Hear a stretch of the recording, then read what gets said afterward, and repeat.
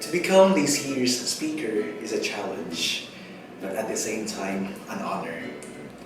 I have been pulling through rough waves and steep mountains until I arrived to my destination. But that didn't end my journey. Today, let me share to you my testimony, not on how I ended up being here, but on how I started my voyage from being a young dreamer to one of the glorious victors. I am Emil, and this is my metamorphosis. Back then, I was this awkward man who had little knowledge about everything in the workplace, handling English classes, using PCs to do lessons, and talking with different students every day. These terrified me as these were far from my major in university. Little did I know it's the path where God took me.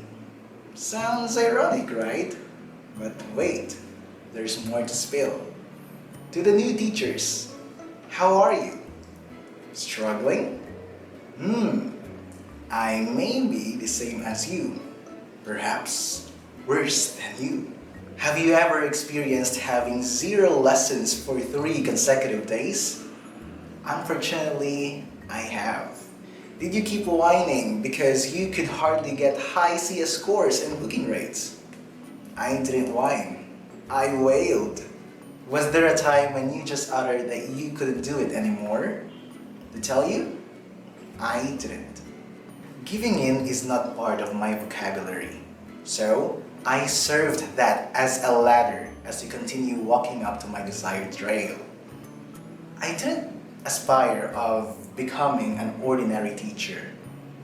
I dreamt of becoming a person who works hard on his craft until he gets his own taste of success. So I continued. Whenever I had no lessons, I observed some of the best teachers here and jotted down things that were useful for my classes. I approached the supervisors and sought them for some advice on how to gain students. I even asked them to observe my lessons so that I could find out where I lacked. That's how dedicated I was, and still am. Then, I applied everything I learned, and eventually, I found my own style of teaching. Then, the perfect time came. Do you know why it happened? It's because I didn't stop. I kept on learning not only from the books I read, but also from people from all walks of life. There is no need to name famous philosophers as I am already surrounded by them, and I am truly grateful to know them. To Sir Hans, who keeps on telling me, "Kaya na, ikaw pa." To Miss Roy, who witnesses my struggles from the beginning and encourages me to stay positive. And to the other supervisors who keep on cheering me on whenever I'm down. To my fellow awardees, congratulations to you. You finally saw the fruits of your labor. To my co-teachers, thank you so much for still being here amidst the crisis we're facing right now.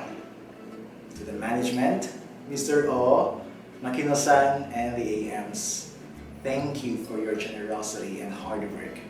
We are truly grateful and blessed as your employees.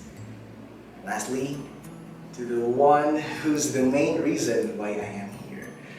Thank you, Panginoon. Thank you, God. And wait, there is more. To you. Yes, you.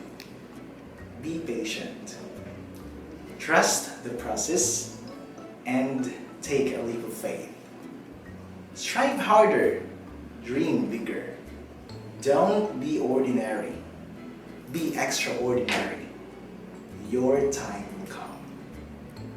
Well, that big dream of mine just became bigger and had made into a reality. If this happened to me, I know it will happen to you too.